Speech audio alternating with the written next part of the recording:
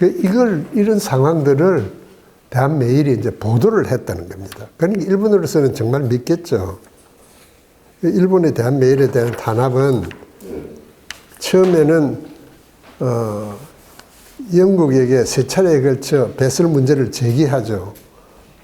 그리고 이때부터 시기에 맞춰 가지고 대한매일도 한국민족주의의 전개에 맞춰 논조가 변한다는 건데, 처음에 이제 신문이 나올 때만 봐도 이건 서재필의 독립신문적 경향인 개화와 반봉건, 시정개혁, 여기에 대한 비판이 이제 주로 이릅니다, 이게 이제 내가 생각하기로는 독립신문적인 그런 스타일이라고 할 수 있죠.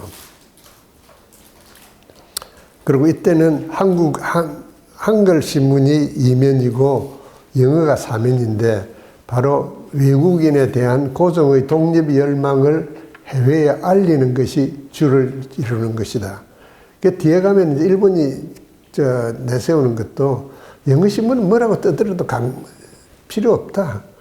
한국 신문이, 한글로 된 신문이 시골까지 쫙 퍼지면서 반일적인 분위기를 조성하는 것이 문제다 하면서 이제 나오고 있어요. 그래서 처음에는 이제 영자 신문들이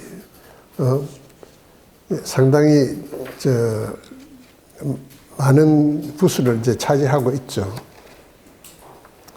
그런데 배설의 자금원인 한국왕실이나 러시아가 패퇴하고 일본이 고종 주변에 대한 감시를 강화함으로써 이 이상 자금 지원이 어려워짐에 따라서 한 1년 이상 중단되었다가 그 다음에 이제 다시금 1905년 3월 8월 이때 이제 재개된다는 겁니다. 그리고 이때 나오는 글이 신문값이 매달 안 들어와서 지나기가 힘드는데 좀 조속히 돈 좀 보내달라 이런 기사들도 있다는 거예요. 그런데 1905년 8일이 지나면은 새로운 면모로 대한매일이 이제 바뀌어지는데, 속간 때는 영문판이 분리되어 국한문 혼용으로 나온다.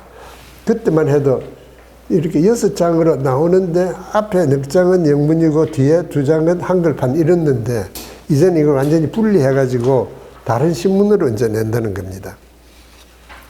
그리고 이때 국한문판은 외국의 개입 희망이 이미는 이때가 되면은 없어지니까 1905년 8월이라고 하면은 을사조약 몇 개월 전이니까. 또 도시 봉기도 일본의 치안과 일진에 의해서 봉쇄됨에 따라서 유일한 희망인 유생에 의한 봉기로 독립신문 스타일에서 황성신문 스타일로 동양적 사관인 충성에 대한 호소하는 방식의 글들이 이제 많이 나옵니다, 이게.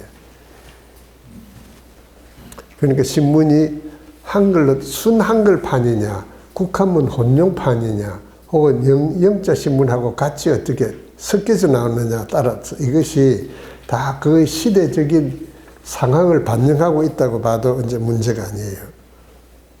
1907년 5월 순한글판은 부녀자 상민령까지도 포함해서 완전한 소셜 커뮤니케이션을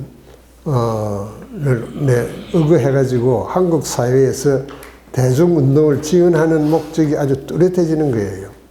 근데 이때가 어떤 상황이냐 하면은 또 히로부미가 한국에 통감으로 들어올 때 1906년 2월에 이제 들어오면서 자신감을 가지고 왔습니다.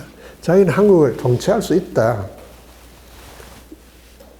통감부가 있고 그 다음에 조선정부가 완전히 이게 부패되어 있으니까 관리들 중에서 개화파 인사들 그리고 일반 국민들에게 잘해주면은 이때 어떤 현상들이나 기사들이 있는가 하면 이거 미국 외교문서에서 이 시기에 나오는 건데 한국인들이 상당히 행복할 것이다. 왜냐하면은 이전의 한국인들은 돈을 조금만 모아도 관리들이 너희 숙탈에 다 빼앗긴다.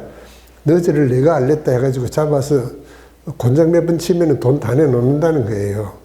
그런데 이때부터 일본이 그걸 딱 막고 나서부터는 한국인들이 저축을 하게 됐다는 거예요. 옛날에는 저축 같은 거는 상상도 못 했다는 겁니다. 저축을 하게 되면서 미래에 대한 희망을 갖게 됐다는 거예요, 한국인들이. 이런 현상들을 보고 이토 히로부미가 상당히 자신감을 가졌어요. 이들 한국인들을 포섭하고 개아파 한국인들을 모으고 그 다음에 일본이 중심에 서면은 한국 통치는 원활할 것이다 믿었던 거예요. 근데 이게 자기가 와서 몇 달 안 돼서 그냥 완전히 무너져 버리죠.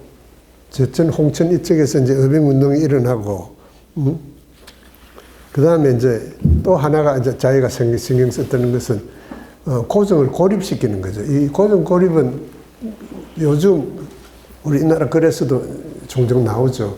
고정을 궁정에 딱 묶어놓고 외부와의 접촉을 차단하면서 근거로 되는 건 좋아요. 그 당시 우리 정부의 그 재정 운영 방식은 왕실 자금과 정부 자금을 그렇게 분리하지 않았어요. 왕실의 자금이 그냥 정부의 자금이고, 정부 자금이 황제가 끌어들여서 썰면은 자기 마음대로 쓸 수 있는 그런 돈이었을 그런 시기예요. 그런데 이것을 이제 딱 분리해가지고, 황제는 그 이후, 그 뒤에 내탕금이다 해가지고 자기가 쓰는 돈을 딱 마련해 놓고 이외에는 쓸 수 없게 만들어버린 거예요. 그럼 고정이 이제 돈이 딸린 거죠. 배설에 대한 자금도 못 나가고, 그 나가는 건 또 철저히 차단하고. 그런데 아주 그 참 교묘한 방법으로 헤이그 밀사까지는 보내지 않습니까? 이거 보면 고정도 대단한 인물이에요. 돈을 어떻게, 다 그렇게 풀어가지고. 그 대한메일은 1907년 들어와가지고 을사조약의 사기성을 트리뷴즈, 이거 미국 신문이죠. 미국 신문에 나온 걸 갖다 대한메일에 그냥 일면에서부터 쫙 사진까지도 해가지고 실어요. 그리고 국채보상운동이 우리가 대구에서 일어났다는데, 내가 찾아보니까 대구의 대한메일 지부에서 시작됐더라고.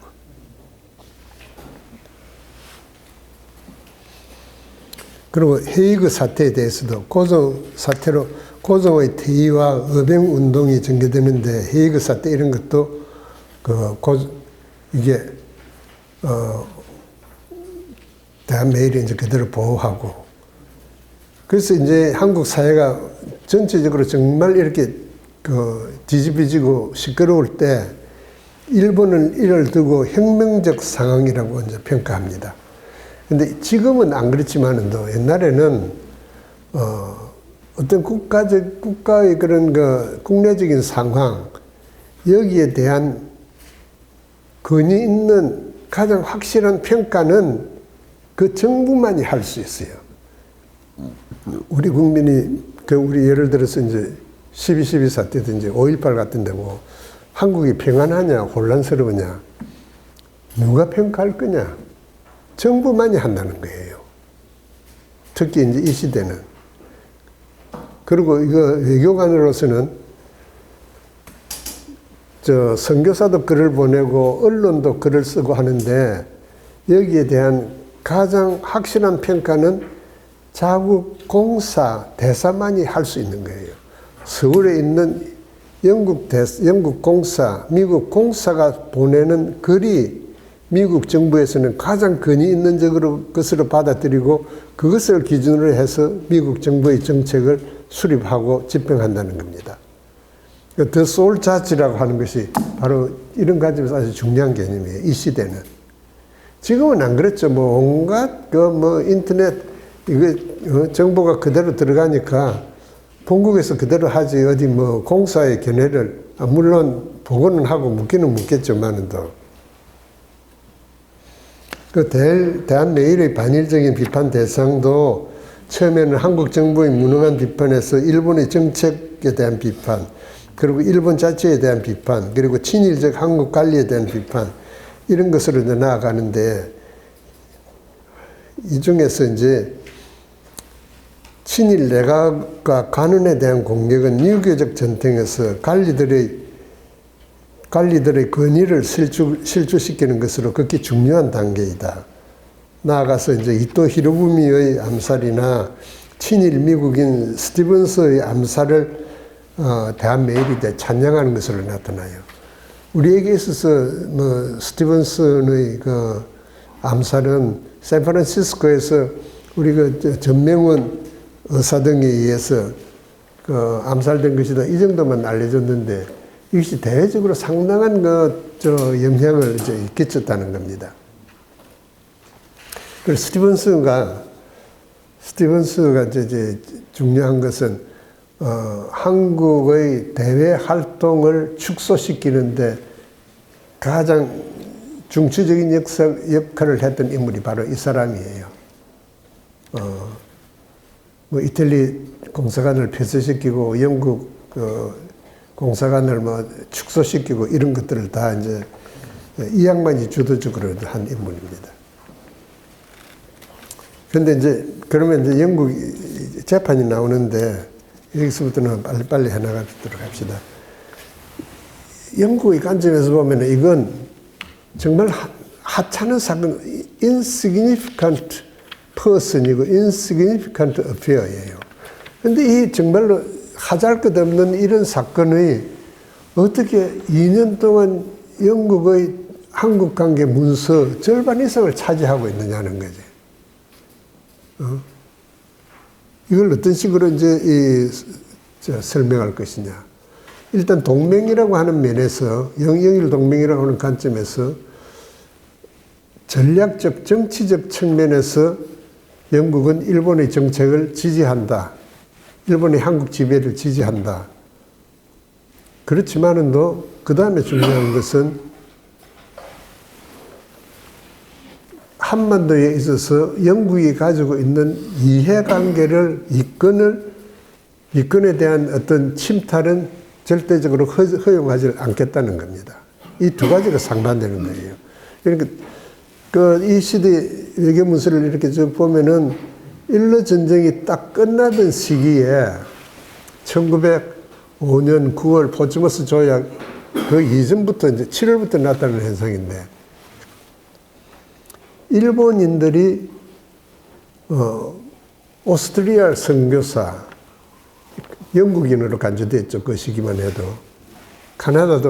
카나다나 오스트리아의 대외관계는 영국 외무성에서 전부 다 장악하고 있었어요. 그리고 자기들 스스로도 자기들을 영국인이라고 이제 불렀으니까. 이들을 체포하고 또 운산건강 같은 데 있는 광부들을 일본 순사들이 체포하고 그들의 행위를 방해하는 사건들이 한 3건 정도가 나타나요. 내 기억으로는 1905년 말쯤 되면은. 그러면서 영국과 미국 그리고 일본의 그 관계가 이렇게 그 악화되는 조짐을 보여요. 그런데 이것은 아주 마이크로 레벨, 아주 그 낮은 레벨에서의 갈등이 시작된 거예요. 이걸 두고 영국 외무성에서는 영국의 이해관계를 이런 것들은 침해되어서는 안 된다는 딱 그걸 보상을 일본으로부터 받아야 되겠다 생각했던 겁니다. 그것이 이제 베슬의 재판이 시작되는 배경입니다. 쉽게 하면은 그냥 이 사람들을 베슬을 추방시켜버리면 돼요. 영국 법령에 의해서 한국 정부에 대해서 해를 주고 영국의 그런 국익에 손상되는 행위를 했다고 해서 쫓아내버리면 되는데 왜 이렇게 질질 끌면서 재판을 여느냐 말이야. 그러니까 재판을 열 때 영사재판이라고 하는 것이 아시죠? 영국 총영사가 재판관이 됩니다. 베슬이 피고가 되고 원고는 총독부, 통감부가 되는 거예요. 그리고 영국 검사가 베슬에게 대해서 질문하고 친문하는 건 물론이지만 일본 관리를 두고도 이토 히로부미 대신에 이제 그 밑에 사람들이 나오지. 이 사람들을 두고 온갖 신문을 다 하고 물을 것 안 물을 것 다 물어요. 그러니까 너희들이 아무리 그래도 한국에 있어서 영국의 국기 유니언 잭, 영국의 이해관계는 절대로 손상되지 않는다는 걸 갖다가 딱 못을 박으려는 거예요. 그것이 1차 재판이고 2차 재판입니다. 그러니까 1차 재판 때는 6개월 근신 처분과 보증금으로 300파운드를 부과한다는 건데 300파운드는 내가 찾아보니까 현재의 가치는 150배 정도, 약 46,000파운드인데 약 1억 원입니다. 보증금을 그 1억 원 내라고 하는 것은 상당한 부자에게 부과하는 것 아니에요. 보석금, 요즘 같으면은 보석금 1억 내고 나가라, 내주겠다는 건데, 그게 보통 그겁니까? 근데 이때 우리가 하나 생각이 들 게 한 두 가지가 있는데, 하나는, 미국, 상해든지 홍콩에는 영국 상인 사회가 엄청 발달해 있었어요. 사람들이 많고. 노스 차이나 헤랄드라고 하는 것이 저쪽 천진 쪽에서 발견되는 건데, 만약 그게 있었다면 거기에 한국에도 영국인 사회가 충분하게 발달되었다면은 거기서 변호사도 데리고 오고, 배설에 대한 지원이 있었을 거예요. 그게 뒤에 1920년 되면은 그게 무슨 사건입니까? 우리 독립운동에서 할 때 그 압록강을 건너가지고 해방 이후 그것도 받은, 훈장도 받은 사람인데, 영국인. 그 사람 같은 경우는 1920년대에는 영국인 사회가 그 중국 해안가에서 확 들고 일어나가지고 일본이 그냥 처벌을 못해요. 근데 이 당시만 해도 그런 게 없었거든. 배설이 처분받았다는 것하고, 그걸 받았다는 것하고. 그 다음에 개념 하나만 더 이야기할게요. 한국 정부에 대한 적대감이라는데, 배설이 한국 정부에 대한 적대감을 조성했다는데, 도대체 한국 정부가 뭐냐? 한국 정부가 있고 통감부가 있는데, 배설이 했다는 것은 통감부에 대한 반대를 하고 한 건데, 그것이 어떻게 한국 정부에 대한 적대감이냐? 여기에 대한 논란이 이제 일어납니다. 근데 결국 이런 판단은 권력자 쪽으로 기울어져요. 한국에 있는 일본 당국이 한국 정부다 하는 식으로 결론을 내리게 됩니다. 이것은 뒤에 마디카스카르에 있어서 프랑스의 지배든지 이런 비슷한 사건들이 있는 데서도 나타나는 그런 것들이에요. 이야기를 하나씩 끌어가면은 너무 많고, 제가 시간도 보지 못했습니다만은 또 조금 쉬었다가 질문하시면은 거기에 맞춰서 제가 대답하는 것으로 하겠습니다. 예.